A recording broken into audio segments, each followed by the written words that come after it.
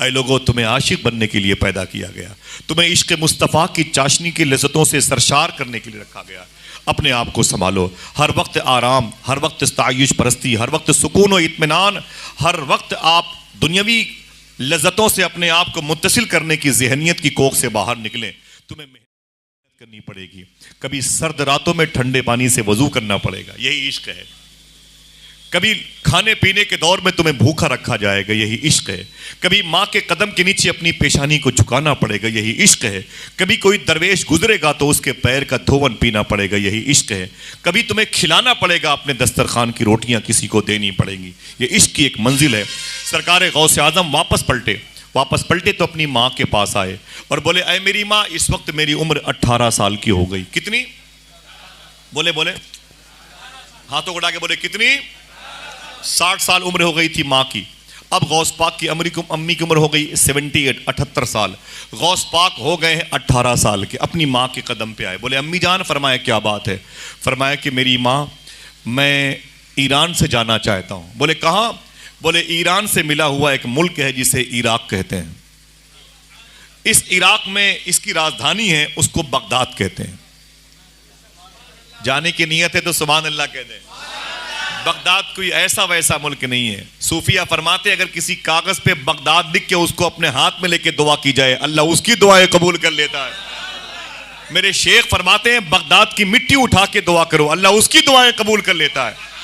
जब आशिकों को गौस पाक की याद आती है तो बगदाद की तरफ देखने लगते हैं, बगदाद की तरफ 10-11 कदम जाने लगते हैं। समझ रहे हैं? इसे इश्क कहते हैं। मेरे दोस्त हैं सैयद अबरार साहब, छत्तीसगढ़ के हैं। वो इतनी मोहब्बत करते हैं गौस पाक से उबैद भाई।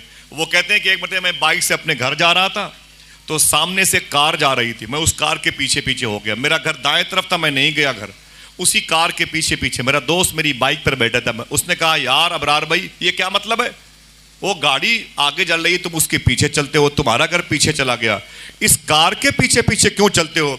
तो सैयद साहब कहते हैं, मैंने कहा चुप बैठे रहो, इस कार के पीछे पीछे इसलिए मैं चल रहा हूं, इस कार पर गौस पाक का नाम लिखा हुआ है। आय हाय। बोले, मैं गौस पाक के पीछे पीछे चलना चाहता हूं। मोहब्बत करने वालों के ढंग भी बड़े अजीब व गरीब हैं। इश्क इंसान को कलंदर बू वली करता है, इश्क पागल नहीं, पागल को वली करता है। सरकार गौसे आज़म फरमाते, मैं अपनी माँ के पास आया। मैंने कहा, अम्मी जान, फरमाया क्या बात है? फरमाया, मैं ईरान नहीं, अब यहाँ नहीं रहूँगा। बोले, क्यों? बोले, मैं पढ़ाई करना चाहता हूँ, मैं तालीम हासिल करूँगा। बोले, कहाँ पे? बोले, ईरान से मिला हुआ एक मुल्क है जिसे इराक कहते हैं, इराक की राजधानी है बगदाद। बगदाद में एक रास्ता है जिसे शारे सिराज कहते हैं, उसमें एक मार्केट है जिसे सोकुल कफ़ा कहते हैं, उससे मिला हुआ एक मोहल्ला है जिसे बाबुल इज़्ज़त कहते हैं, इसी मोहल्ले में एक मदरसा है जिसे मदरसा निज़ामिया कहते हैं, उसके फाउंडर हैं शेख अबू सईद मखजूमी। अय मेरी माँ, मैं उस मदरसे में तालीम हासिल करना चाहता हूँ। माँ ने गौस पाक को अपने सीने से लगाया और एक जुमला कहा, अय मेरे बेटे अब्दुल कादिर, तू जा, तू मेरी खिदमत के लिए नहीं पैदा हुआ, तू अपने दादा के दीन की खिदमत के लिए पैदा हुआ। गौस पाक फरमाते हैं, मैं अपने घर से निकला, मेरी माँ ने मुझसे सिर्फ इतना कहा था, अय मेरे बेटे सच बोला करो। क्या कहा था? कभी हमने अपने बेटे से कहा? हाँ, कह दिया करो, ये गौस पाक की माँ की सुन्नत है। एक तकरीबन 4 या 5 साल से एक दुआ मैं हर महफिल में पढ़ता हूँ, जो गौस पाक की अम्मी ने गौस पाक को बताया था। ये दुआ मुझे बगदाद शरीफ में जिस बुजुर्ग ने बताया, उसके हाथों पे 25,000 लोगों ने इस्लाम कबूल किया है। यार, आपको तो खुश होकर बोलना चाहिए। हाँ, यहाँ लोग मिटाना चाहते हैं, ये कोई संडीला का लड्डू थोड़ी है भाई। हाँ, जो दीन ताइफ में न मिटा वो कभी नहीं मिटेगा, जो दीन करबला में न मिटा वो कभी नहीं मिटेगा। इंशाअल्लाह बोल दो। फलस्तीनियों पे जुल्म होते रहेंगे लेकिन इस्लाम आगे बढ़ता रहेगा। युगोस्लाविया, चेचेनिया, बोस्निया और कोसोवो की जमीन पर बमों की बारिशें होती रहेंगी लेकिन इस्लाम आगे बढ़ता रहेगा। तुम जितना तराशोगे ये और सिवा होगा। इस्लाम वो पौधा है, काटो तो हरा होगा। जो इस्लाम करबला में न मिटा वो कभी नहीं मिटेगा। इंशाअल्लाह बोलो, दिल से बोलो इंशाअल्लाह। सरकार गौसे आज़म की फरमाते, मेरी माँ ने कहा, अरे मेरे बेटे अब्दुल कादिर, तू मेरी खिदमत के लिए नहीं पैदा हुआ, तू अपने दादा के दीन की खिदमत के लिए पैदा हुआ है। जा जा मेरे बेटे जा, तू दीन की खिदमत कर, लेकिन एक बात याद करना, कभी झूठ न बोलना, हमेशा सच बोलना। हमेशा ऊंची बोलो, हमेशा सच बोलना, ये मेरी तालीम है। और फिर गौस पाक की अम्मी ने वो दुआ बताई थी, आज वो दुआ पूरे हिंदुस्तान में लाखों लोग पढ़ते हैं। गौस पाक के करम से मुझे खुशी होती है, इस दुआ के पढ़ने की वजह से लोगों ने गौस पाक की ज़ियारतें भी कर ली हैं।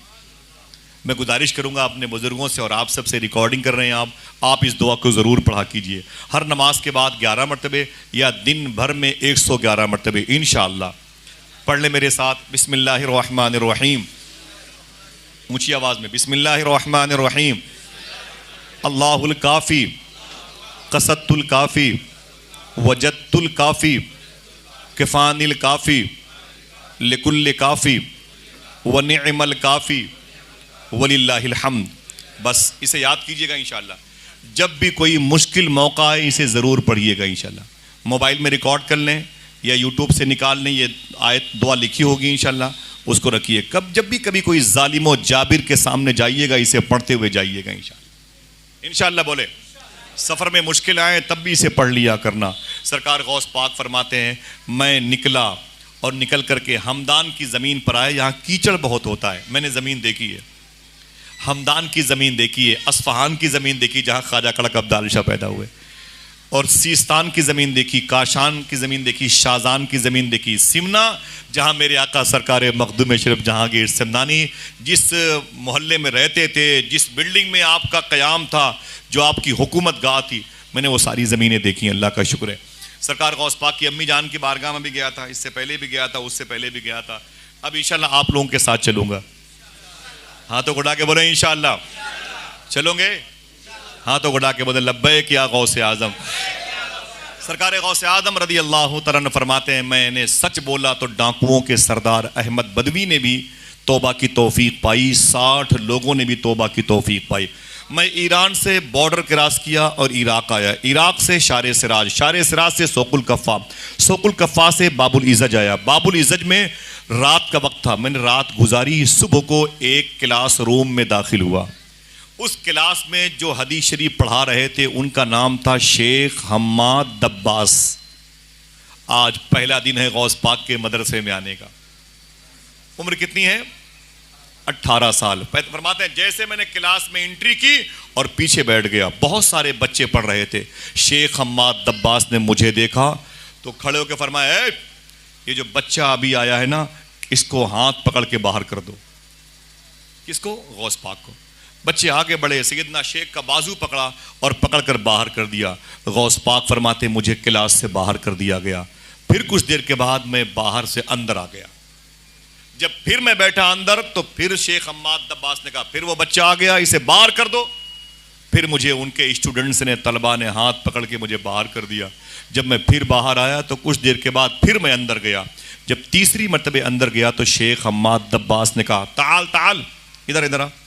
कहते मैं उठ करके करीब गया तो मैंने सलाम किया, शेख हम्माद दब्बास के हाथों को चूमा, मुझसे वो बगलगीर हुए, मुलाकात की, और मुलाकात करने के बाद अपने स्टूडेंट से कहते हैं, अरे मेरे मदरसे के बच्चों, तुम क्या समझते हो कि ये बच्चा नाकारा है, क्लास रूम में रहने के लायक नहीं है, इसलिए मैंने इसे बाहर किया? फरमाते ना ना ना, मैंने सिर्फ इसके सब्र का इम्तिहान लेने के लिए इसे बाहर किया, और इसलिए बाहर किया कि तुम बार बार अंदर बाहर होने वाले बच्चे को देख लो। आज ये बगदाद में तालीम हासिल करने के लिए आया है। देखना कितने लोग सुभान अल्लाह कहते हैं। शेख हम्माद दब्बास कहते हैं आज ये बच्चा बगदाद शरीफ में तालीम हासिल करने के लिए आया है। कल एक ऐसा दौर आएगा इसी बगदाद की ज़मीन पर, यहीं पर एक कुर्सी पर बैठ के ऐलान करेगा, कदमी हाद ही अला रकबत कुल्ले वलील्लाह, मेरा ये कदम तमाम औलिया की गर्दनों पर पाया जाता है। आज ये बच्चा पढ़ने के लिए आया है और कल ये बच्चे को इतनी अथॉरिटी मिलेगी, सारे वलियों का सरदार कहलाएगा। बोलो बोलो बोलो, सारे वलियों का सरदार कहलाएगा। फिर शेख हम्माद दब्बास ने अपनी दाढ़ी पकड़ी, अपनी दाढ़ी पकड़ी, जिनको उम्र 70-80 साल की है, अपनी दाढ़ी पकड़ी और गौस पाक की तरफ आए, बोले ऐ शेख अब्दुल कादिर, आज हमारा दौर है, आज हमारा दौर है, और कल जब तुम्हारा दौर आए तो इस बूढ़े को भूलना नहीं, इसके लिए भी दुआएं करते रहना। सरकार गौस आजम ने उनके मदरसे में 7 साल तक तालीम हासिल की। कितने? ऊंची बोले। 7 साल तक गौस पाक ने उनके मदरसे में तालीम हासिल की। गौस पाक की उम्र कितनी हो गई? 18 साल ऊंची, 25 साल। यहां पगड़ी बन गई, दस्तार हो गई, आलिम हो गए। अब आपने बचपन में नोची हुई लाश के सामने से क्या वादा किया था? अब्दुल कादिर क्या बनना था?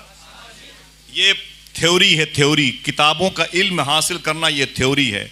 अब मेहनत करना है, चिल्ला करना, मुजाहिदे करना, भूखे रहना है, अल्लाहू अल्लाहू अल्लाहू के नारे लगाना है। खान पान की फिक्र नहीं, रहन सहन की फिक्र नहीं, सर्दी गर्मी की फिक्र नहीं। अब प्रैक्टिकली तौर पर आपको चिल्ला करना है, आशिक बनने वाली मंजिल को तय करना है। ये कौन सी मंजिल है?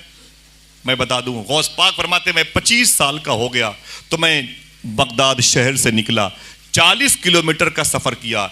एक ऐसे शहर में गया जिसे मदाइन कहते हैं, जहां 4 बड़ी अजीमुशान शख्सियतें आराम कर रही हैं। एक का नाम लूंगा तो आप सुभान अल्लाह नहीं कहेंगे, लेकिन अगर मैंने बता के नाम लिया तो जरूर बोलेंगे। हुजूर इरशाद फरमाते हैं, ये दुनिया वाले जन्नत को ढूंढते हैं और जन्नत मेरे सलमान फारसी को ढूंढती है।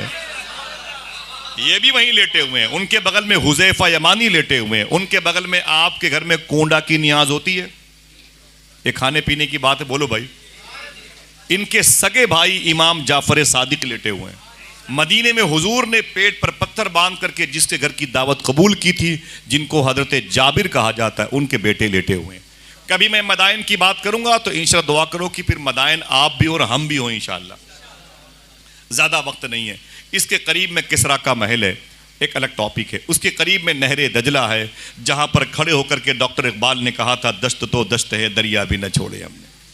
सरकार गौस आजम 40 किलोमीटर का सफर करके मदाइन के जंगल में चले गए। वहां काम क्या था?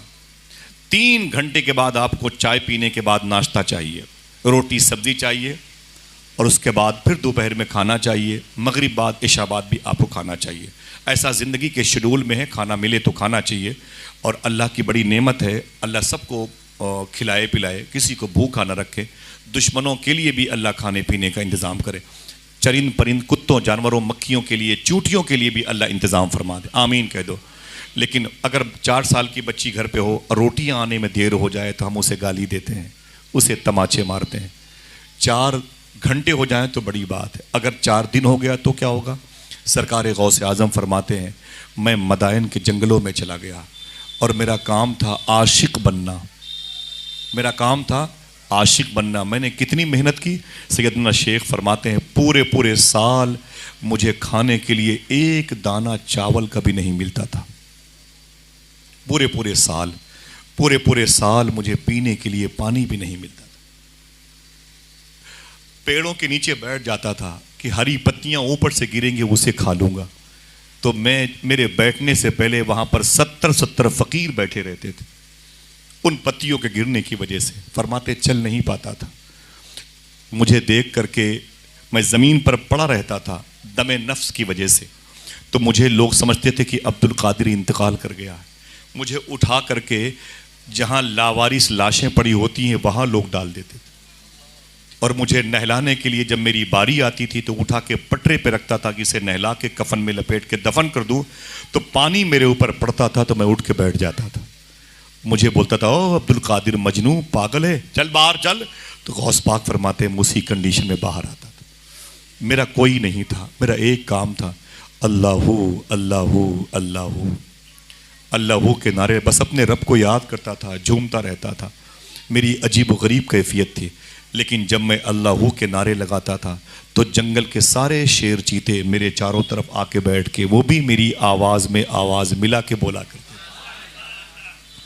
फरमाते थे गिर पड़ता था, मैं चल नहीं पाता था। चोर मुझे पहचानते थे, औरों को देख के भाग जाते थे, मुझे देख के बोलते इससे क्या भागूं, ये तो पागल है।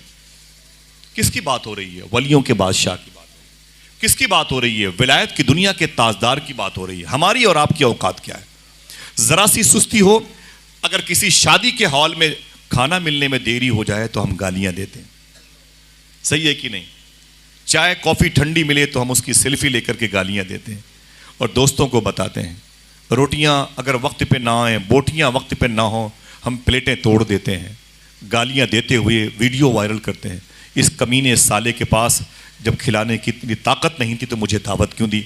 मैं कहाँ से 100 किलोमीटर दूर से इसके यहाँ आया था, इसने मेरा मजाक उड़ाया। हम ऐसा करते हैं, लेकिन सरकार गौस आज़म फरमाते हैं पूरे पूरे साल मुझे कुछ मिलता नहीं था खाने को, मैं गिर गिर पड़ता था। गौस पाक फरमाते हैं एक दिन मैंने सोचा मैं कहाँ जाऊँ, मैं अब बचूंगा नहीं भूख की वजह से, अब मेरी ज़िंदगी के दिन ख़त्म होने वाले हैं। सैयदना शेख फरमाते हैं कि मैं बड़ा परेशान हो गया, मैंने मदायन के जंगल से अपने आप को निकाला और निकालने के बाद मैं बगदाद की तरफ आया। मैं जब आया तो एक मोहल्ले में गया जिसे शूनीज़िया कहते हैं। उसी मोहल्ले में एक नबी यूशा बिन नून अलैहिस्सलाम की मज़ार शरीफ है। अगर आप सुभान अल्लाह कहने की बात करें तो बता दूं, इसी मोहल्ले में बहलोल दाना भी लेटे हुए हैं, इसी मोहल्ले में इब्राहिम खव्वास भी लेटे हुए हैं, इसी मोहल्ले में शेख जुनैद बगदादी भी लेटे हुए हैं, इसी मोहल्ले में शेख सरी सख्ती भी लेटे हैं, इसी मोहल्ले में शेख जुन्नून मिस्री जैसे लोग लेटे हुए हैं। एक छोटी सी मस्जिद है, अजमेर शरीफ के खादिम गए थे मेरे साथ, मैंने कहा मैंने अपने बुजुर्गों से सुना है ये वही मस्जिद है जिस मस्जिद में ख्वाजा उस्मान हारवनी ने गरीब नवाज को मुरीद किया था।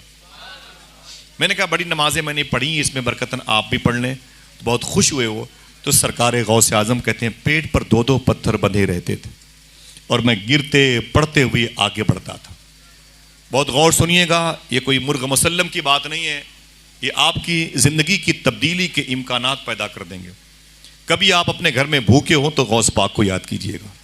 जिनके नाम से मुर्गे जिंदा हो जाएं उसे शेख अब्दुल कादिर कहा जाता है, लेकिन जिसने अपनी ज़िंदगी गुजारी कैसे, फाका कशी में कैसे लम्हात सुबह शाम गुजारे, ये भी तो देख लो मेरे भाई। सरकार गौस आज़म फरमाते मैं गिरते पड़ते शूनीज़िया मोहल्ले में आया। एक मस्जिद थी, मैं इधर पीट करके बैठ गया। मेरी भूख इतनी सख्त थी कि मेरी आंखें नहीं खुलती थी। मैं समझ गया अब मैं बचूंगा नहीं। सरकार गौस आज़म फरमाते हैं कि थोड़ी देर के बाद उस मस्जिद में एक शख्स आया, उसके हाथ में झोला था, झोले में खाना था, टिफ़िन, और सामने मस्जिद की तरफ बैठ गया।